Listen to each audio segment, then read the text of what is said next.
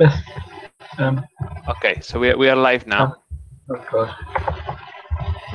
Okay, let's hope that it works. We've tried 3 times already. My name is Gabriel. I'm the YFGM coordinator for this year 2017-2018. And YFGM represents young Quakers across Britain. Today we're having a chat with young friends from around the world. And we're just going to have an informal chat and get to know each other and see what each other is doing. So today with us, we've got Cornelius Ambia. Am I pronouncing that correctly, Cornelius? Yeah, you did Yeah. justice to the name.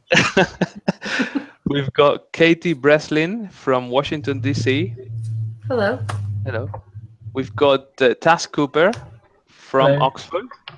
Hi. We've got Tobias Wellner. He's from Germany, but he works at a friend's house as well. He's in a pod somewhere. Hi, I'm waving, but you can't see me. Sorry, You I don't have a camera.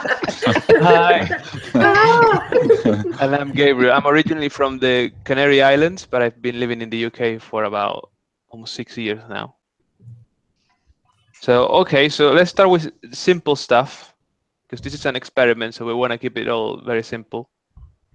So let's start with, I want you to take us through a bit of a journey. So just tell us how you first became involved with Quakers in the UK, or wherever you're from, and take us to the present day, what you're doing today. So let's start with, who wants to start? Cornelius, do you want to start? I just maybe thought maybe we can take a minute or two of silence before we start officially. For sure. Let's take a minute of silence. Right. Just a Quaker tradition. Yeah.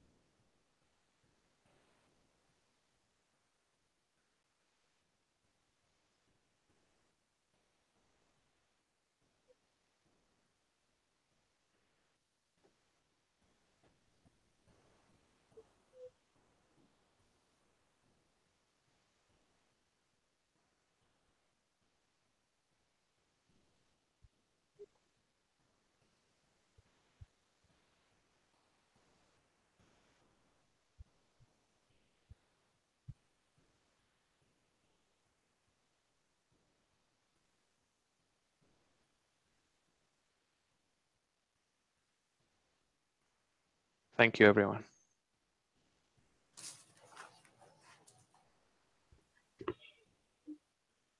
So Cornelius, Right, so, when you're ready, my friend. It's okay. So I can just briefly talk about myself. Yeah, take your time. Yes, I'll try to. Cornelius Ambia, my name. I'm a Quaker, and I don't know if I was born one, but ideally my family, everyone is a Quaker. So when I was born, I probably found everyone was still quaking, as we normally say it sometimes here. So normally in Kenya, we have what we call catechism class. That is two kind of studies you have to go through for you to qualify to be a full member in the Quaker Church. It's something that I've already done. So I'm a member of Nairobi Early Meeting, full member, not associate, because when you do the first class, that's when you become an associate member. And I think my interaction with the Quakers internationally, I would just limit it to 2012. In the year 2012, we had the World Conference of Friends that was coming to Kenya. And I was privileged to work with the planning committee, the local arrangements committee, as the coordinator for the World Conference. And so that actually made me to meet a lot of new friends and try to interact with friends now internationally. And then just after the 2012, I also had an opportunity to serve on the International Planning Committee. That is a team that was actually trying to plan for the conference that happened in Peru in 2016, early 2016. So it was also a privilege to interact and meet, make more friends from different parts of the globe. Then since last year, I think early, that is 20, let me think again before I say it. I think it must have been towards the end of 2016. I started working in FWCC Africa section, and my role is very simple, and it's not actually involving because I know a lot of young people across the section. I have a role of trying to coordinate and trying to help and try to network and connect young friends within the Africa section. And then, and mostly, I'm actually the FWCC Africa section office is based in Nairobi. And Kenya has majority of the people, so it's easy actually trying to reach out to as many young people within Kenya. And then just the rest of you can easily now try to connect with them online. So that's my role. And then sometimes also help in communication at the Africa section office. So running social media tools and trying to share as much information as I can with Quakers across the globe. So I think that's enough for now. Someone else can go. Does anyone want to ask Cornelius any questions? I have a small question. Cornelius, how did you learn how to speak English so well living in Kenya? That's funny. I think I learned to speak English. Normally our what is it called? Our curriculum, our study curriculum is normally English. It's British based. Kenya was colonized by the British, so when people go to school here, the curriculum is more of British based. So mostly the school learning and everything is normally done in English. Mostly, yeah, and then sometimes also in Swahili. So I can do English, Swahili, and plus the other one. That's really cool. Really interesting. Anyone else? Anyone has any question for Cornelius? I do. No? Yeah? Cornelius, Okay. This is Katie from the United States. I'm curious if you can talk a little bit more about what your worship is like on Sunday. I'd love to, compare it to like worship that I have on my Sundays and see how they're similar. Of course, the silence is a piece of that, but seeing how similar we worship. All right. I come from a culture where predominantly it's a programmed kind of worship. Mm-hmm. So our worship, they normally program. And so on a usual day, you'd actually wake up in the morning, go to church. And then when you get to church, there's a program that is normally followed. And then we have, nowadays, we've actually limited to our pastors or our spiritual leaders. Those are the people who run the program. And so you'd start with something like a prayer and then singing. You could sing 2 songs, hymns. And then we normally have praise and worship team also singing. And then we have a sermon. We do our offertory. And then we close the meeting. Then I think also what we like most, especially for us, is there's a session towards the closing. We usually have a session where we actually recognize visitors, people who are coming in for the first time. And we also invite them for a cup of tea because we love tea. That's awesome. That's really cool. great. Yeah. Do you have silence as well in the program? Well, not as much as, or not as often as it should be, but it just depends. Maybe whoever that is maybe doing a sermon, the speaker of the day could actually maybe say, like before he started sermon, let's observe something like 1 or 2 minutes of silence. But in Kenya, we have what we call Friends International Center, and we have a silent group. That is the only one that's actually in Kenya. And, sometimes I normally go there more often because of maybe, my experience meeting people from other traditions. But now in Africa, we have Central and South Africa, mainly countries from the South. They do silent worship. And then Ghana, we have a Ghana monthly meeting. That's the only one also that does silent. But the rest, they do programmed kind of worship. Cool. It's really fascinating, man. Thank you. All right. Okay, so now let's move on to Katie. You want to be next? Sure. So I'll talk a little bit about my personal journey into Quakerism because I was raised Catholic, and then a little bit about like what I am currently doing with the Quakers in the U.S. I was raised Catholic, as I mentioned. I actually primarily worked for Catholic organizations before coming to the Friends Committee on National Legislation. We're a Quaker lobby on Capitol Hill, and we are 100% Quaker governed. Quakers discern what issues we should work on, and then we lobby on those issues with Congress. So we are a lobbying shop, and I come from Pennsylvania, which is a big Quaker place, but I was not Quaker, and I had very limited interactions with Quakers. So originally from Scranton, which is not a Quaker place, which is where the U.S. version of The Office is from. So that's our connection. But so I applied for this job because I wanted to work with young adults, and FCNL has been very intentional about bringing more young adults into lobbying work. And so I was like, I want to be part of this. This seems like a great program. And then I totally fell in love with this religion. So I've been at FCNL for a little over 2 years. And I have kind of gotten a crash course in Quakerism through my experience. I visit many meetings a year. I travel a lot on behalf of FCNL to college campuses, to meetings, and to a few Quaker churches as well. And so I've been able to worship with different Quakers, traditions, and the ways that Quakers in the United States have experienced Quakerism and worship in Quakerism. And so I completely fell in love and started to, of course, when I can attend meeting here in Washington, D.C. Though I still I feel like I have membership everywhere because I've been to so many different meetings, from Texas to Florida to Ohio, right? The big spans in the United States. There's lots of different ways to worship. And so my job, like I said, is to work with not only young friends, which make up a nice sized portion of the young adults I work with, but also young people across the country who are looking to do faith-based activism on Capitol Hill, and specifically do this lobbying work of making relationships, building relationships with Congress. That idea that there's that of God in everyone, and that means everyone, even everyone. Politicians, yeah. Even politicians. And sometimes it can be hard, but it's just very necessary. It can be hard to remember, yeah. It can be hard to remember.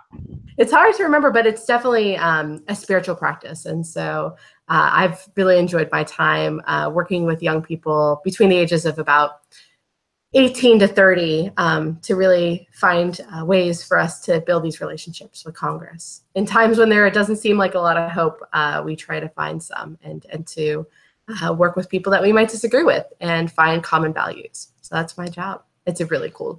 I have the best job at FCNL.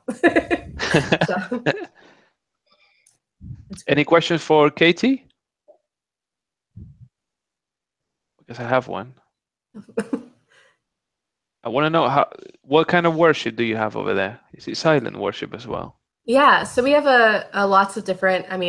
I attend an unprogrammed meeting, a silent worship meeting, where people speak out of the silence here in Washington, D.C. There's a few meetings here, but we also have evangelical churches, especially along the West Coast. We have Friends United meeting, which is I've been to those churches as well, which is programmed and semi-programmed meetings. So we have a wide variety of different experiences with Quakerism here in the United States, which is exciting. And I've gotten to visit a lot of those different types, which is great. That's really cool. And what's the main issue you're lobbying on at the moment? So most of my young adults are working on climate change, of course, which is a huge issue. We also are working on immigration reform. We've had some, the Deferred Action for Childhood Arrivals program was a program that President Obama created as an executive order that allowed young adults who came to this country without paperwork or overstayed visas to be able to continue in the United States. So we call them dreamers here. And so we've been doing a lot of dreamer activism here in the United States. And healthcare is obviously a huge issue for us here. We have the Affordable Care Act, and this current administration does not support that. So we are trying to fix the changes that we need to the Affordable Care Act, as well as make sure that it doesn't get repealed. So it's been a very busy time here in the United States.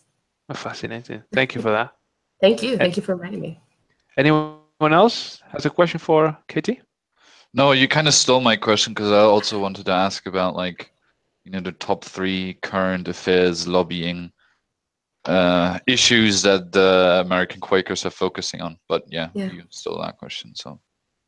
Yeah, Right. those are the domestic side, and then on the international side, we are working a lot on peace building and atrocities prevention, as well as keeping the Iran deal, which was a deal that we made with Iran to make sure that nuclear weapons were limited. So those are we work on 12 different issues. So we're constantly busy, but those are some of the main big points. So yeah, no small issues, to be fair. I think It's very I true. think I have a question as well. Please. Yeah. I do have a question for her.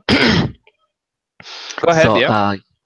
what would you say is the most challenging thing for you in trying to discharge your duty? I think that trying to keep hope is a very hard, could be challenging, though, like, that's where I think the like spirituality piece comes in is, I don't know if I'd be able to stay as hopeful as I could if I didn't have the community and the support that I have, not only from my colleagues at FCNL, but also the Religious Society of Friends at large that work with us. And so I think that that's the biggest challenge, is just trying to stay hopeful in this time where a lot of things are not going the way that we would like them to, and to see that progress going forward. But I've been really grateful for that support. Excellent. All right. Taz, tell us about you, my friend. Hello. Hello, Taz. Oh, you're good. Hello. So I'm Taz Cooper. I am currently working in the Friends World Committee for Consultation World Office in London, only remotely, because I've also jumped with living in Oxford, where I am their database manager. I say database is a glorified address book, and also in charge of a couple of pages of their website, one which is a calendar of universities around the world, so people can keep track of that, and a little list of a collection of epistles we've received from each yearly meeting as they come in, and I send out newsletters and keep people in touch with each other and work with WCC around the world. And I've been a Quaker. Oh, and I'm also the Quaker chaplain for Oxford University, recently appointed, which is fun, challenging. Get to do a lot of inter-church and interfaith work in that. I've been a Quaker for about 7 years now, coming up on 8 actually, and I wasn't raised religious at all, but I got attracted into religion by basically the combination of school RE classes and Christian Union offering free pizza at university. So I joined for the pizza and stayed for the interesting theological discussions and the friendship. And I realised that I didn't quite agree with their particular evangelical brand of Christianity, but then I was definitely travelling with enough of it not to be an atheist anymore. So then I just sort of went, okay, I wonder where I do belong. And so basically church hopped for about 2 years. But in the meantime, and I was trying to find somewhere with really defined positions on things, because that's what I sort of used to like a lot and prefer. But then in the meantime, I was hanging around with Quakers because they seemed like an accepting bunch for the average seeker. And then, of course, 2 years later, I ended up realising that I actually belonged there all along.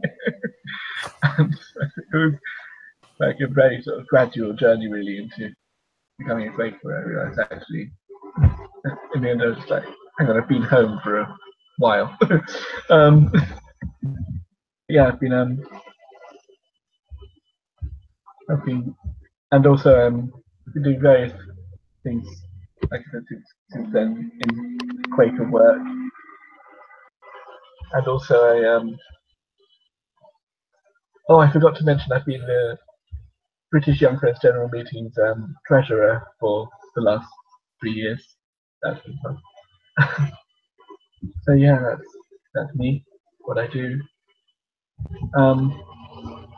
It's not as interesting as all your work. It's not so people focused, but I'm a little bit cheap.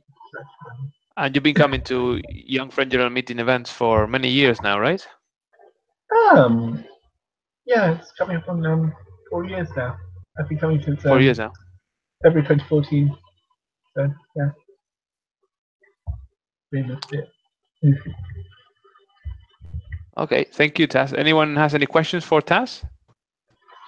What's your favorite bit about being a Quaker? If you have to name one thing, what do you think is like the best thing about being a Quaker? Wow, that's okay. As a really extreme introvert, I would have to say the silence, which is fantastic. The honesty in plain speaking, again, fantastic. Mathematicians would struggle with that sort of thing. But then at the same time, the social activism and that and the community feeling, which does try and pull me out of my extreme introvert shell. I think is probably my favorite thing. Cool. I have a question. Yeah. Do you, speaking as a Quaker chaplain, a new Quaker chaplain? Yeah. Really new. Really, really new. Do you think pizza is still the best way to welcome people, or have you thought about new ideas to bringing new people in, especially given offering food does seem to work remarkably well. Like ever since we started doing Bring and Share Supper along with our weekly Young Friends meeting for worship that we've been doing for the last couple of years on Monday evening, that we've been seeing lots more people coming. But I think awesome. there are definitely better ways to go about it. But I'm not actually that good at outreach, so I think just being open about your faith without being pushy is a really hard combination to get right, but really appealing when you do. Yeah, we struggle. I just relate with that so much. So if you've cracked the code, I would love to hear it. No, I haven't yet. Excellent. So now let's move on to Tobias. Tell us a little about you, Tobias. Hi. Yes. So my name is Tobias, or Toby, whatever you prefer. So I'm originally from Germany. Sort of similar to Gabriel. Been living in London for I think about 4 years now. And I work for Britain Yearly Meeting, and I am Britain Yearly Meeting's East African program manager. So I can relate quite a lot to what Cornelius has been saying. And maybe before I sort of talk a little bit about the work that I'm doing now, maybe just like sort of my personal journey towards like working here and working with friends. So I'm actually myself, I'm not a Quaker. I am from Germany, where like I think recently I heard there's 250 Quakers in Germany, so it's really small. And they're not very, they're not very a vocal bunch. Obviously, there's quite a few people living in Germany, and in Germany, I would say in general, religion as a whole does not play a very big role in the society's life. Has to do with various different facts, and the reason or I sort of ended up working with Quakers was through basically one of the principles of Quakerism, putting faith into action.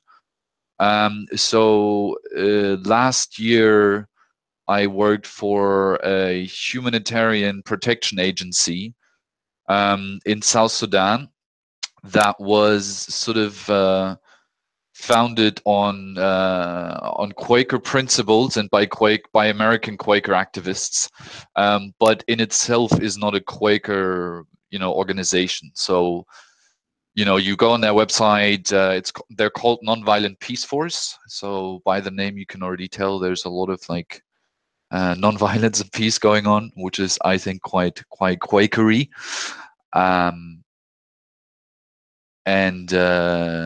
Yeah. So can you guys still hear me? I can't hear anything. We can hear you. Yeah. Okay. Good. All right. Okay. And so yeah. So if you go on their website, you'll see like their background and how they were started was by American Quaker activists, and the principle is basically protection of civilians in an unarmed, non-violent way. So I spent a lot of time in South Sudan, which South Sudan has been a war zone for decades now, and in 2015 became the civil war started. So I spent a lot of time in sort of frontline areas, trying to protect civilians crossing front lines, negotiating with various different sort of armed actors, and also do sort of peace building workshops on a very local community level. And it was quite like an international team, super diverse, people from Japan and Zimbabwe, loads of Kenyans, Ethiopians, and yeah, lots of Europeans and Americans as well. So really international and diverse. It was quite a challenging job, and I was looking into sort of moving back into continental Europe and Europe as a whole. So yeah, there was this job offered out there for a Britain Yearly Meeting, and now I am very lucky to be managing the peace building work in East Africa, and so I oversee projects in Rwanda, Burundi, and Kenya. So I've been to Kenya a few times. I've been once in my current sort of position. So when Cornelius spoke of Quaker traditions in Kenya, I thought it was really interesting that the biggest sort of population of Quakers are all in East Africa, and I think Kenya, Cornelius, correct me if I'm wrong here, has I think the highest populations in Quakers, and it's super diverse, which sounds similar actually to what Katie was saying about different sort of traditions. Yeah, so it's definitely very interesting, sort of the different ways of worship.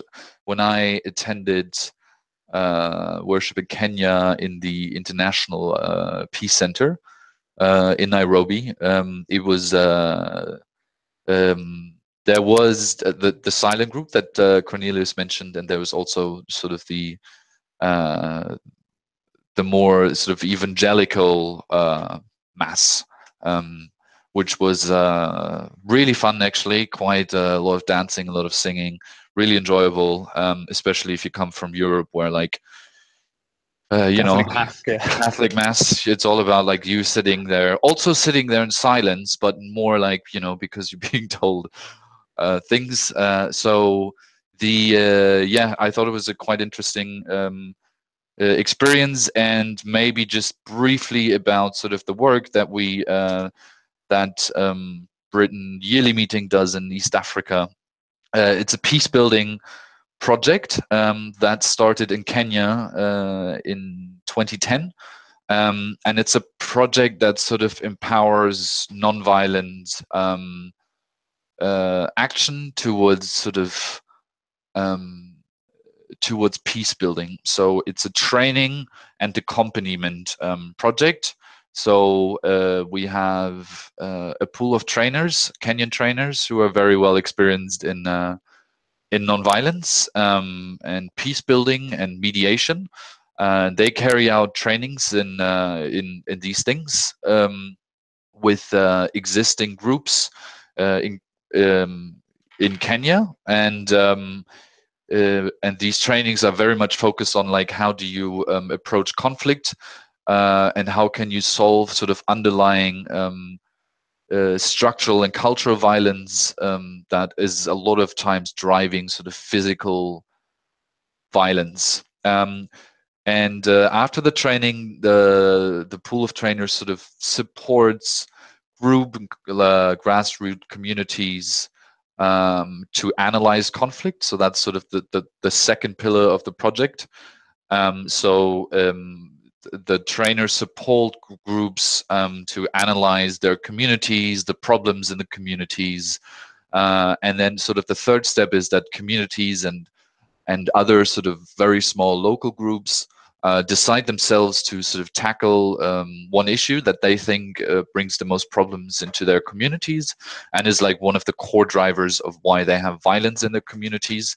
And then the team on the ground helps these groups to campaign and to launch nonviolent campaigns, and they sort of accompany them, help them building allies with sort of local authorities, a lot of times regional authorities, and then sort of accompany their work and their campaigns. It's a very sort of grassroots peace building project. And then the same thing, the same project is also taking place in Rwanda and Burundi. So it's kind of it's a spreading idea of sort of active nonviolence and sort of tackling underlying issues of physical violence. Wow, I didn't know it was so much. It's crazy. So that's sort of how what I do and how my sort of personal journey towards like Quakerism. I wanted to ask you, because the nature of the work they do, that must be really taxing on your mind and your emotions. Do you have any? You're not a Quaker, but do you have any spiritual support or grounding, something that drives you, or it's just sort of a moral, ethical foundation that keeps you going? Well, if you ask me, those two things are inherently linked, right? Like, of course, yeah. It was a trick question. It's a really interesting question actually.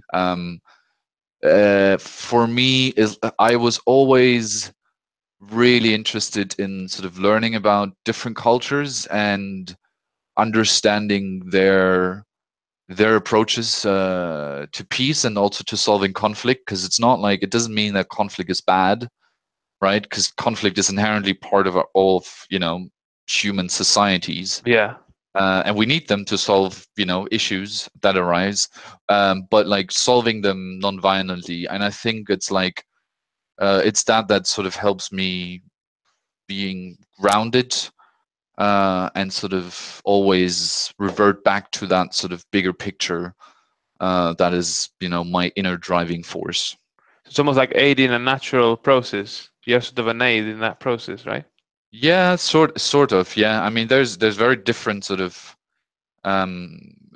things, and I thought it was interesting what Katie said earlier about struggling with like a lot of desperation, or like there's so many problems out there, and like more and more you're more aware of all the conflict and war and violence out there, and that's one of the core reasons why I really enjoy working for the Quakers, because there has to be a voice that says everyone is human, we all deserve to live in peace and dignity, and that's definitely sort of a main driving force for me to be working for the Quakers and with the Quakers.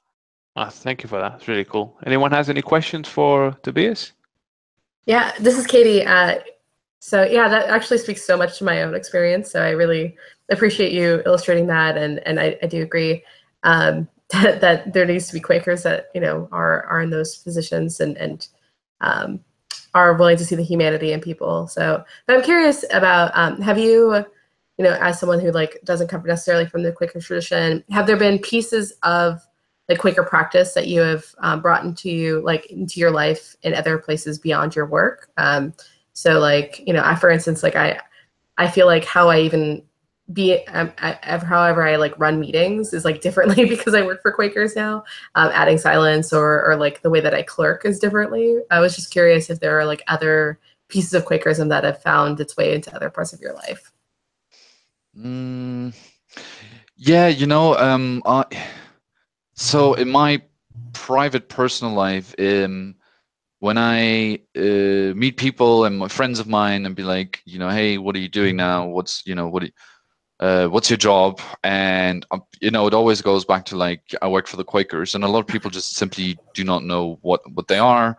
You have the classic, and I think every Quaker or people who know about Quakers, revert back to the Quaker oats, the classic, We still get the complaints, don't we? yeah, well, and then so I always I always come back to having to explain before I actually explain my job. I always have to explain sort of what Quakers are, and there's always this thing that a lot of people, a lot of professors apparently tell their PhD students.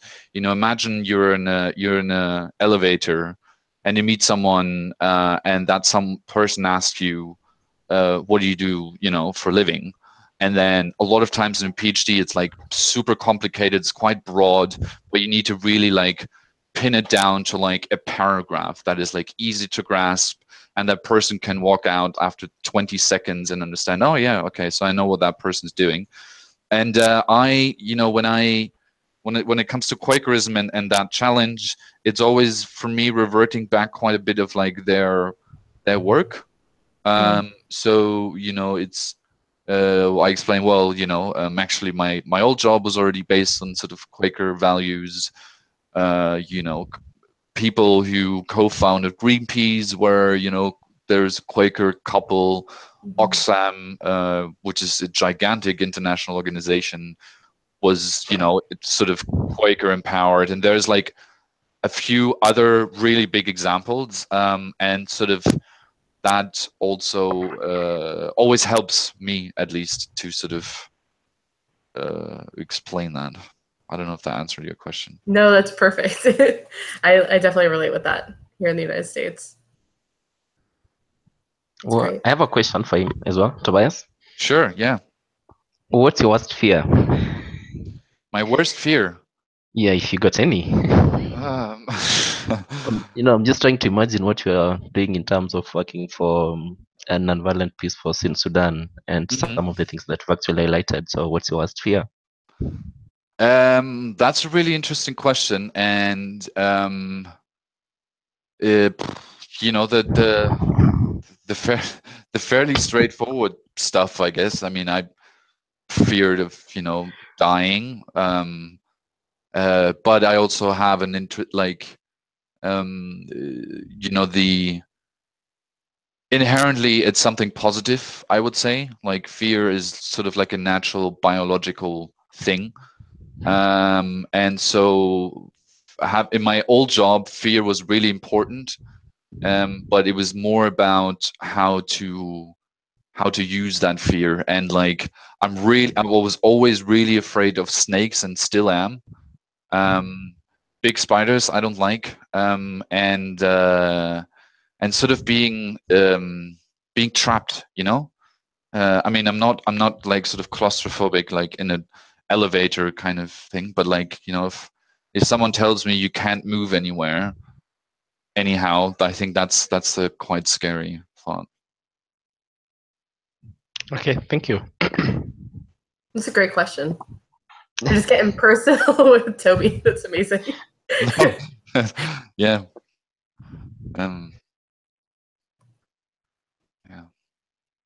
So Gabriel, I think it's your turn, right? Or do you want to? Right. I mean, you had a short introduction, but I feel like you should also go ahead. I agree. You're Yeah, can you hear me now? yeah, we're Yeah. good. Yeah. So I'll do it quite quickly. So I wouldn't call myself a Quaker yet. I was raised Catholic in Spain. It's sort of a standard thing. You get first communion and all these things. And I went to a Catholic school though for about 10 years, and I'm still recovering from that. And and when I was 18 or so, I became a really hardcore atheist for about 2-3 years, and I was really like militant about it. And then I started doing Reiki, which is a Japanese relaxation therapy, and that sort of crashed the idea that I had, the materialistic idea that I had about the world, that this is all there is. It sort of proved to me that there is definitely something else, some other realm beyond the material world. And then I tried Buddhism for a year or so. It didn't work out. There was something about it that didn't suit me, or maybe I wasn't ready for it yet. And about a year and a half ago, I found out there was this religion called Quakerism, and I started going to Young Friend General Meeting events. They do 3 gatherings a year, and young Quakers from across Britain get together and have they worship together, which is basically sitting around in a circle in silence. Which it was a very friendly introduction for me because it felt like a collective meditation. And they have really interesting. They had really interesting talks about issues that I was really interested in, and a lot of social issues. They even had a chat about polyamory and things like that. I thought it was really forward-looking and really innovative religion. So I was impressed that such a thing existed, basically. That a society sort of lives out values of equality, and everyone seems to be treated equally. Of course, in reality, it's not always like that, but it's definitely a higher functioning model of society in a way. It's like a rehearsal of a better society. The kind of Quakerism that I've seen in the UK and stuff. So even though I don't call myself a Quaker, I think I'm very interested in what's going on in this community. And I then applied for the job of Young Friend General Meeting Coordinator, and I got it 3 months ago after years of working hospitality and precarious work and being an assistant manager in a shop and stuff like that. So this is my first charity job. I mean, my first nice proper job that I had since I moved to the UK. And what I do is my basic work is organizing these 3 gatherings a year that are preceded by 3 planning weekends. But my other goal is I'm working with another colleague of mine who's just started a project called Engaging Young Adults Project Officer, and his role is unify all young Quakers in the UK and sort of increase the amount of young Quakers that we have, because we are very few. It's a very we have a large amount of Quakers in the UK are over 50 or so. And personally, what moves me to do well in this job, I do believe that a lot of people would benefit from practicing the values of Quakerism. Even if you're not interested in becoming a Quaker, I think just the blueprint that Quakerism promotes is a positive one. So I think it's a valuable cause for me to try to bring people in and spread this ideology around. It's something that I think is worth my time. Yeah. And yeah.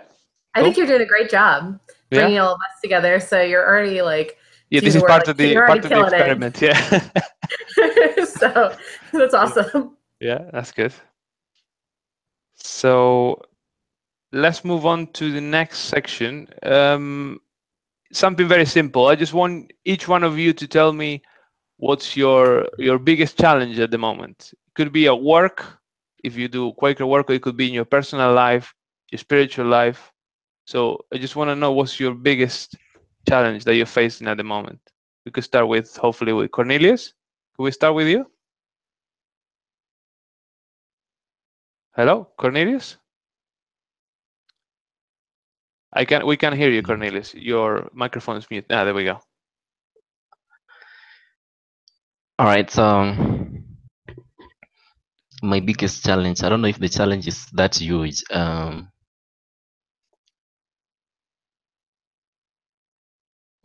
Well, there's something that just came to me most recently. We have some yearly meetings in Kenya where the young friends are not given the freedom to do the things they want to do, to plan and make arrangements in terms of what is it that they want to do, and in relationship to their needs. And they are being told that you can actually do it on your own, because you have to go follow this kind of procedure before you it's approved, then you can actually go on with the planning. And so I thought it's something that is more of a challenge to me, because most of these young people, especially the leaders for various yearly meetings, they will then call upon me. They want me to actually try to intervene in that situation. Sometimes, some of those people in charge, like the clerks of the yearly meetings, will not actually give you an ear, or will not actually be willing to listen to you.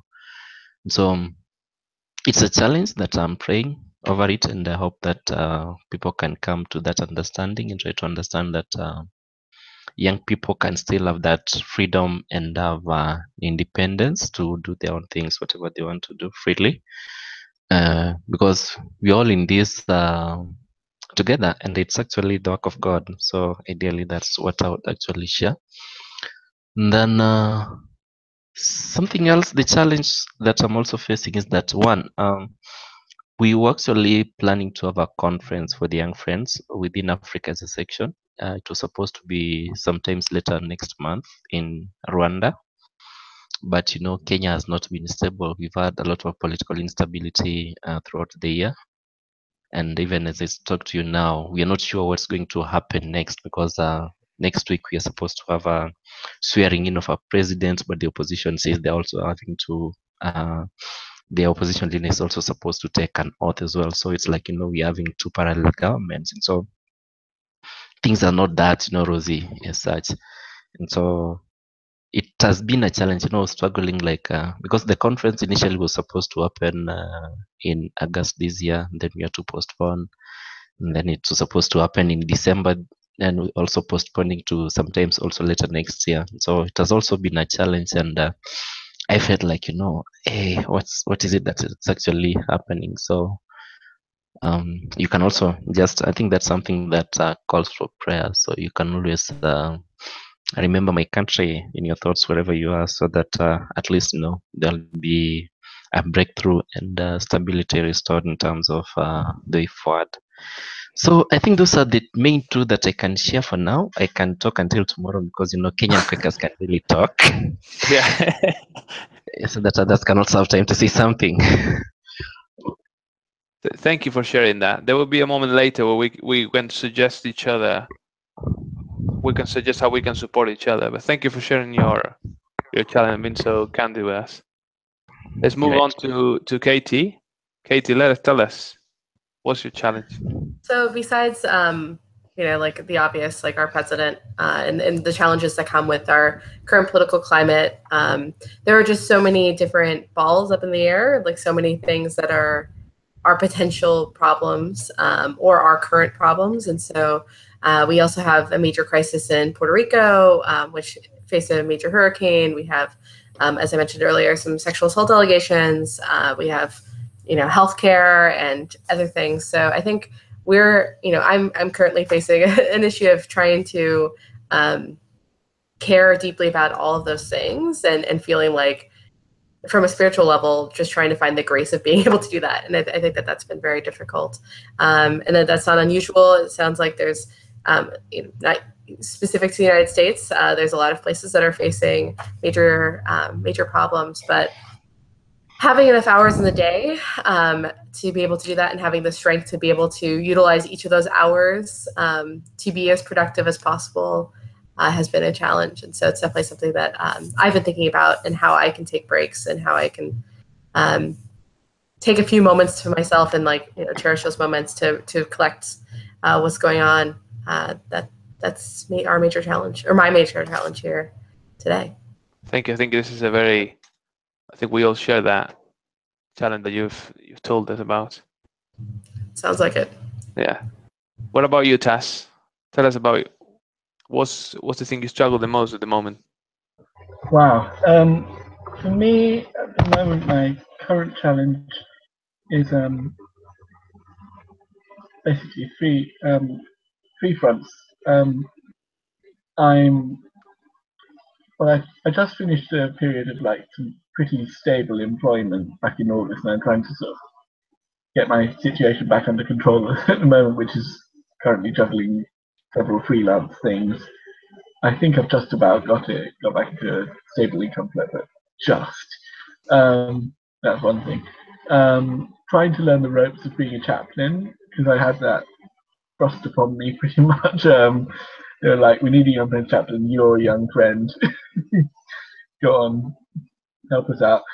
And I looked at it and thought, okay, it looks not too bad, and it would, grow. It would help me, teach me useful skills and challenge me in useful ways. But I'm sort of trying to actually meet those challenges.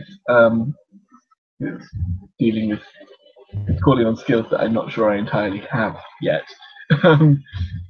And really, right now we're dealing with one of the big challenges I've had for this past year, trying to get world young friends talking to each other.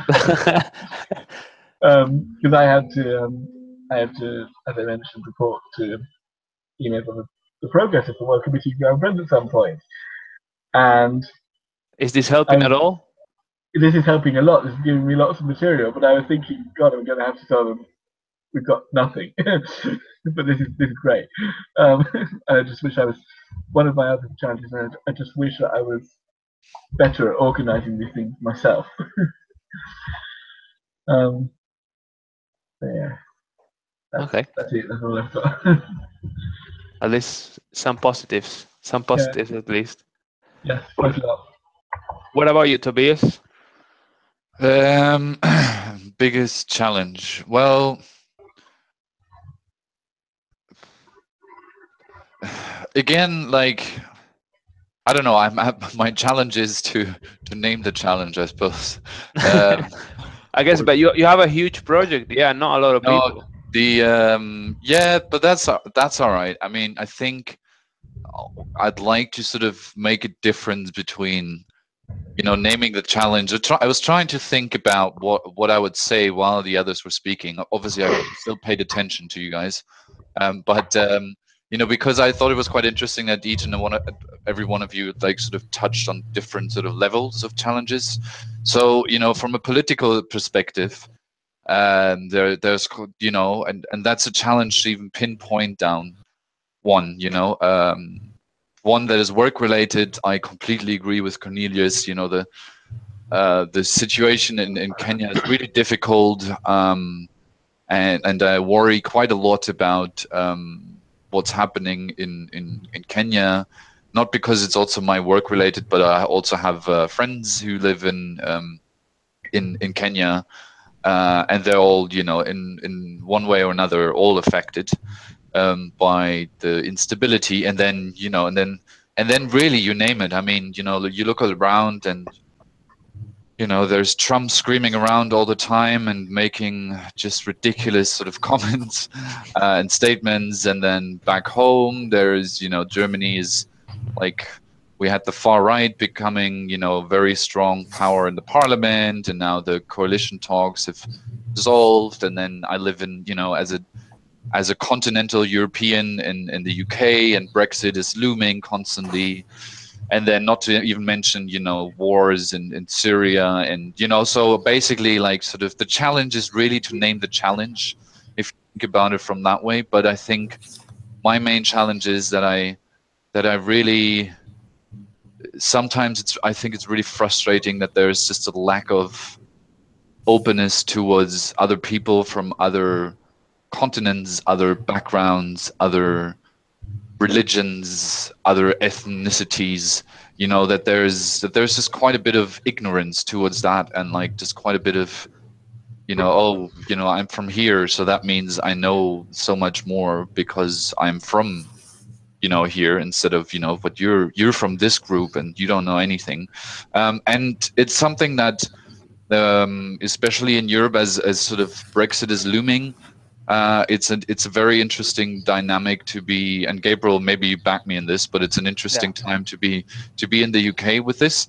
But I also surely noticed that when I was in East Africa, not only in Kenya but also in Burundi and in Rwanda.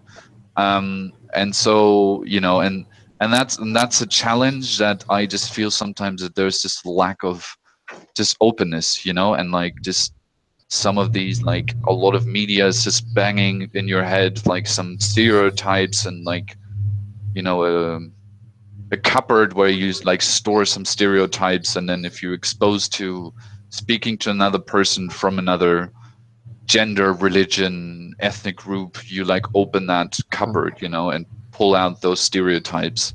But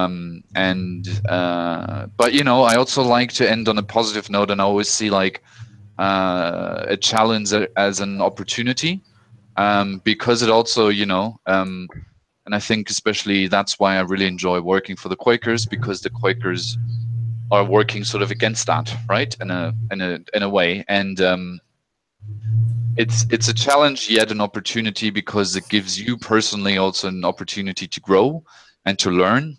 And there's just so much to learn out there from, like, different continents, different kinds of people from all sorts of backgrounds.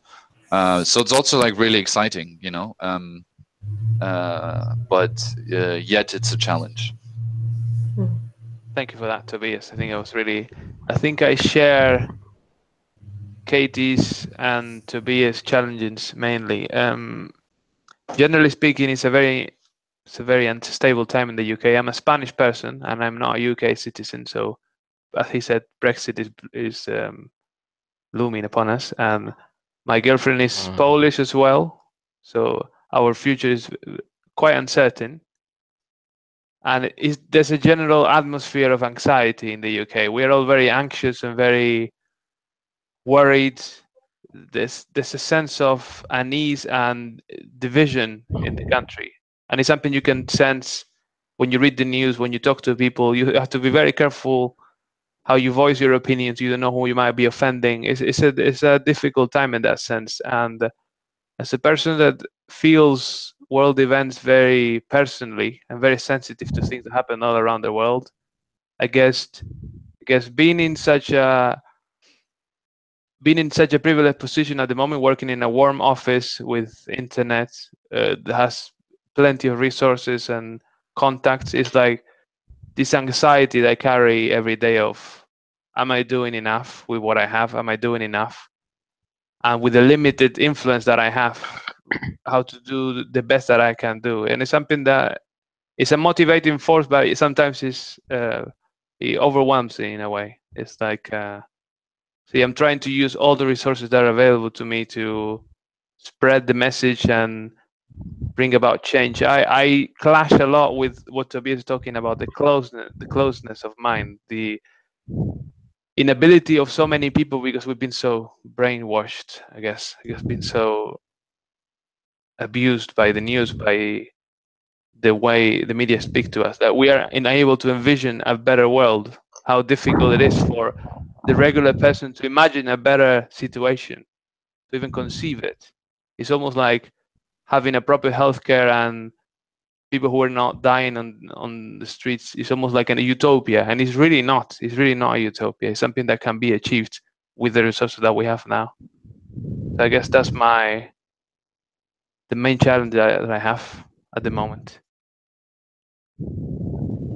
And for our next section, I think I would like to finish with, not everyone has to answer, but it's like, if you could suggest a way in which we could support each other, or something that you need help with, I think this is now the time to suggest an option, a way we can connect in a better way. How can we help you? How can we help each other? Does anyone have any suggestions, or how could that work? What about you, Cornelius? I saw that coming. So, well, just thinking in terms of connections, and I've been working at FWC Africa section, and one of the challenges has been trying to connect, especially young friends within the Africa section. And I think the first thing I could actually mention is in connection in terms of information sharing.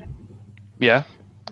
Yeah, in terms of information sharing, because like for instance, just a quick one would be when I came in, we have some opportunities, like we have CUNO Geneva that offers CUNO summer school for Quakers, Yeah. and we had most young Quakers from Africa. They never actually had this information, and so I tried sharing information, and up to now we have 5 young friends who've actually been to CUNO summer school, and I think it's just about, maybe I think I'll look at it from the point of one, information sharing, that even maybe as Africa section, if you're planning to have a conference for young friends, are we in a position maybe to share the information so that other young people maybe from other sections or other places can also join us, so that it could be something that forum where we can also learn from them.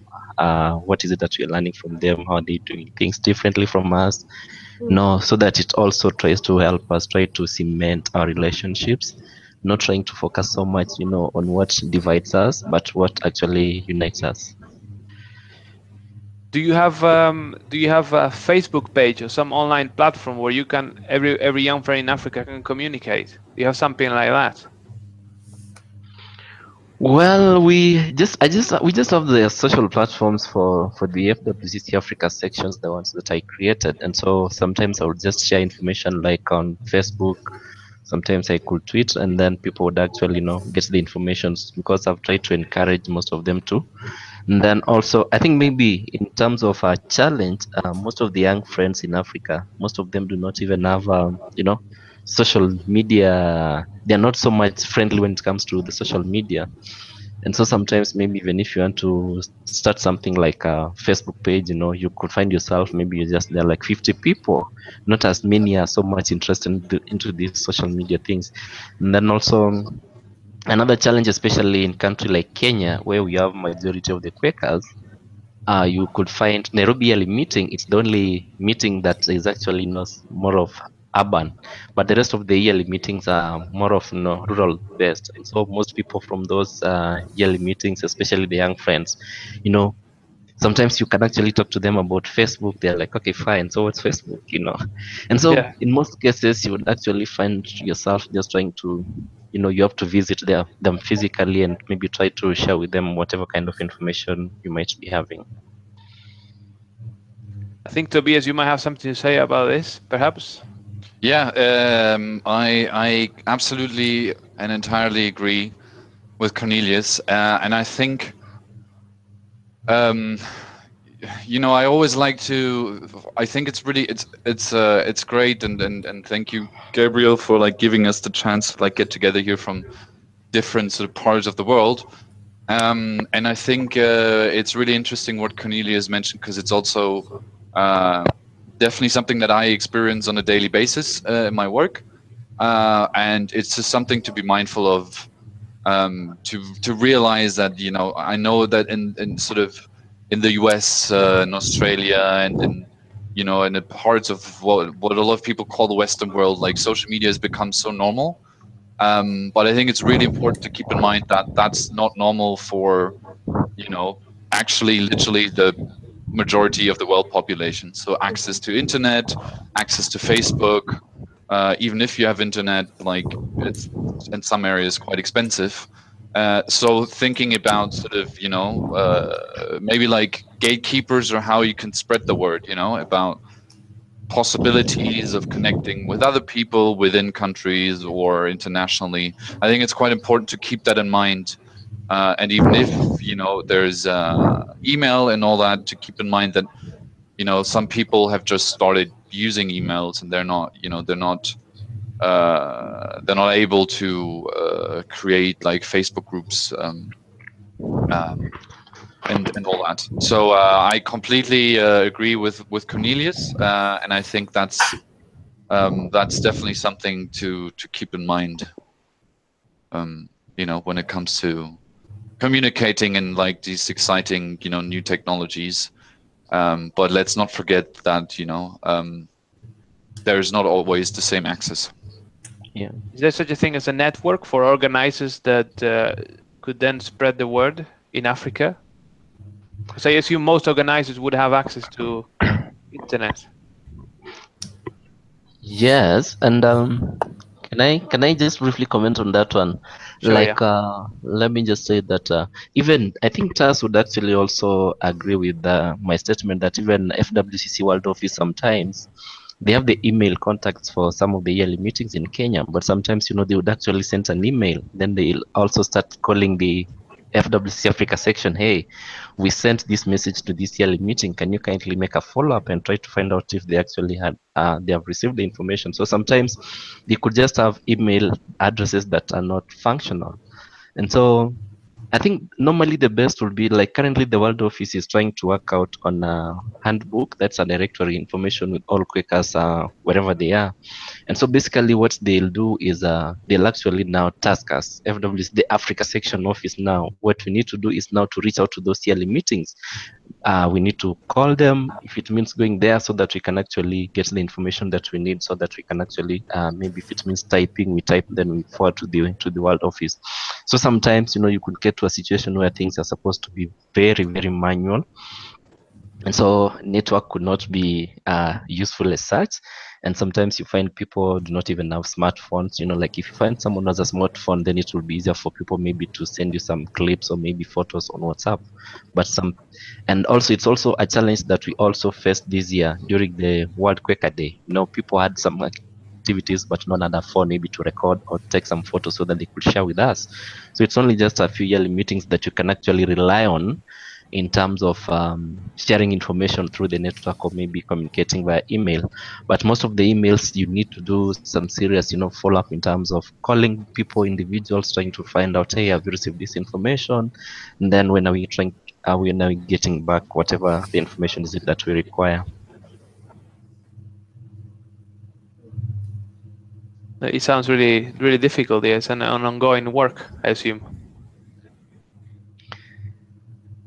Yes, and then also just another quick example, like in DRC Congo, we have a lot of young friends, but now you see, it's not even easy for me to be in touch with them. Why? Because communication.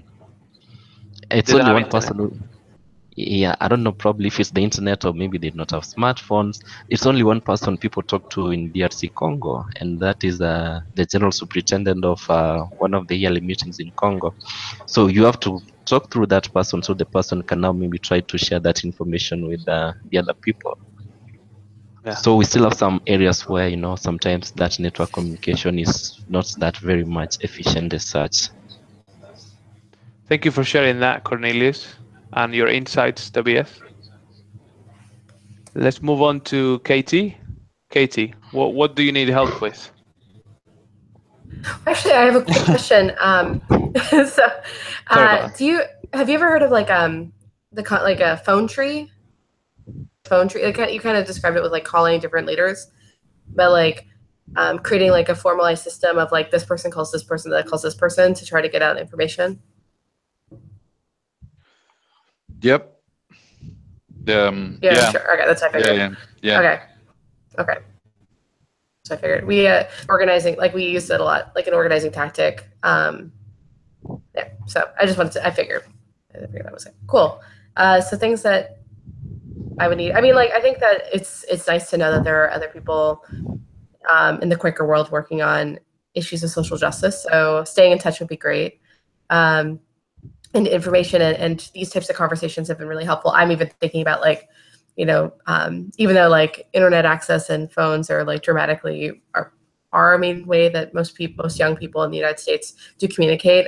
We do still have young people that have limited access to these things, and we deeply try to remove barriers, especially when trying to talk to Congress, and there are lots of barriers in that. And so I'm interested in conversations about identifying and removing barriers to access. So that's definitely a conversation I'm interested in continuing. And I feel like I've learned so much conversation today about like, you know, how hard that can be. It helps me with my own privileges in being in this space. And so I really appreciate that. And yeah, I think that it's just also just like a support. I'm interested in like general support from this community and you know, people that do this work, especially with young adults. Not only new ways to introduce Quakerism to new people, but also just like hearing about that other people are doing good things has made me feel a lot better. So I would love to stay in touch in that way. We will do that. Yeah, we'll do this again. Okay, good. What about you, Taz? What can you tell us?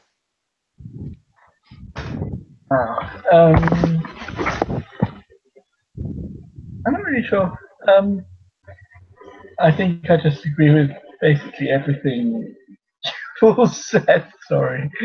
Coming last. That's fine. That's fine. That I like. Definitely, let's stay in touch. And this is a really good way of getting in touch with people. So if so like doing this with more people would be great. Perhaps we could think about in the future of creating some sort of online platform. Yes. Where we could share resources with people from Africa and That would be great. the knowledge of people like Tobias, which I think not a lot of people have.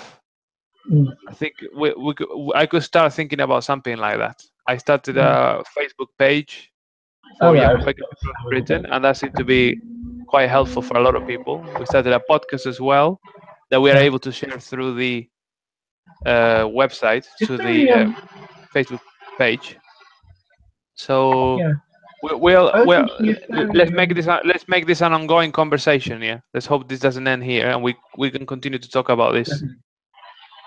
I was thinking if there a like Facebook or Twitter group for young friends that could at least, I mean, I realise that excludes like much of Africa, but that would at least cover the developed. Well,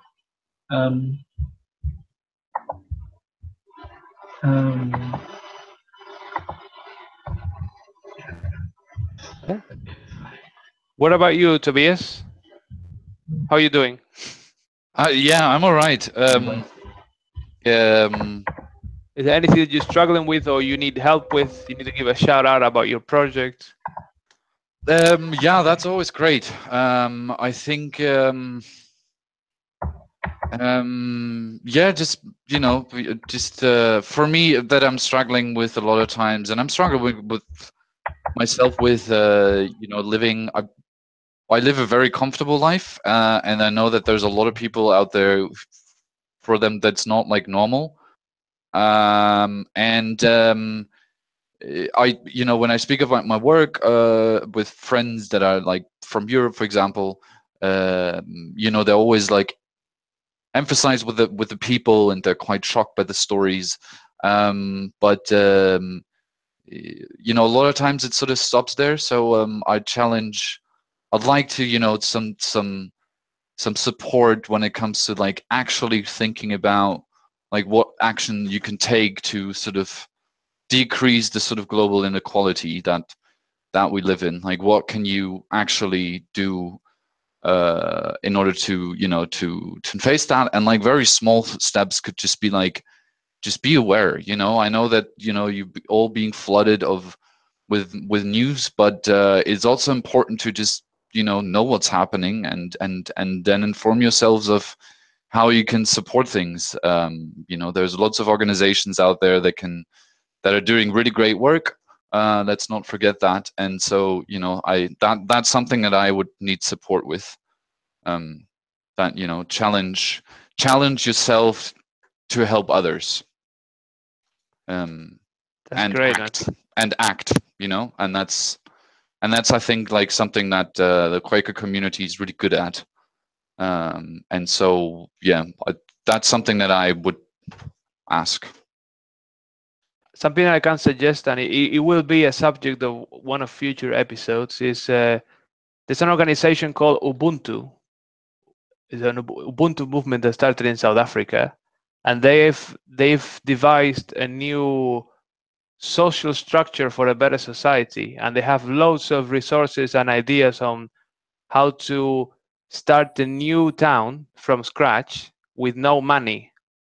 Their philosophy is called contributionism, and it's based around sharing resources and sharing food and everything without the exchange of money. Basically, the idea is that you will work 3 hours a week in a community project, where it could be a local energy plant, and you would have access to, immediately would have access to food from the local farms, free electricity and free water.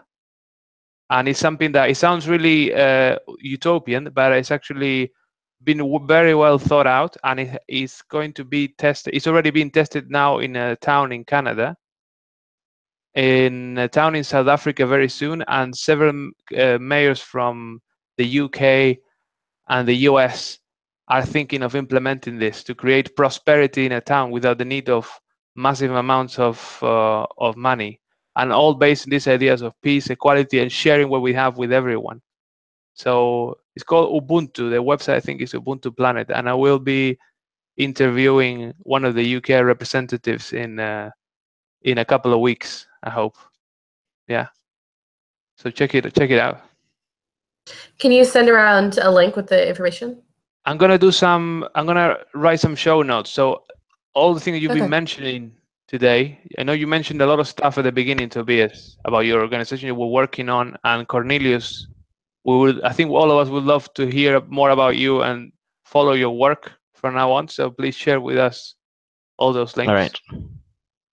And yeah, I think we've been going for about an hour and a half now. I think. Oh, really? We should think of closing and some final comments. Would any of you would like to add anything else? I'm just grateful that you brought this community together. So thank you so much for pulling this all. That's okay. Despite technical difficulties. Yeah. It was hard at the beginning, wasn't it? Yeah. Got there in the end. Anything else? So I guess with that, I'll say goodbye. I think mine. Yeah, Cornelius. Yeah. Go Sorry, ahead. mine would be. I just mentioned that we are planning for a conference for the young friends in Africa. I'll actually be sharing with you guys the dates, and it's going to happen in Uganda. Uganda is just our neighboring to Kenya, so I'll be sharing with you dates, and then you can actually encourage some of the young friends from wherever you are to actually come and be part of that conference. Please do. Yeah, we will. We will do that. Anything else, Tobias? Anything else you want to add? No, thank you all for your thoughts and insights. That was very interesting, and thank you for organizing. Yeah, thank you all for coming. We're gonna end it here. I'll see you next time. We'll do this again. I think it worked pretty well. So I'll see you soon. Bye. So hello. How do you say bye in Spanish? Adios. Gabriel? Adios. How do you say, Tobias? How do you say it in German? Tschüss. Tschüss. Sorry, what's that again? Tschüss. It's very the colloquial word. I think Taz, how do you say it? Taz can actually speak Spanish and German. Taz, he does. I learned it at school.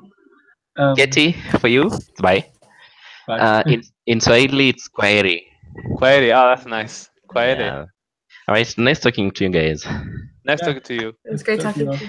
Bye. Bye-bye. Bye. Bye. Bye. Bye. Ciao.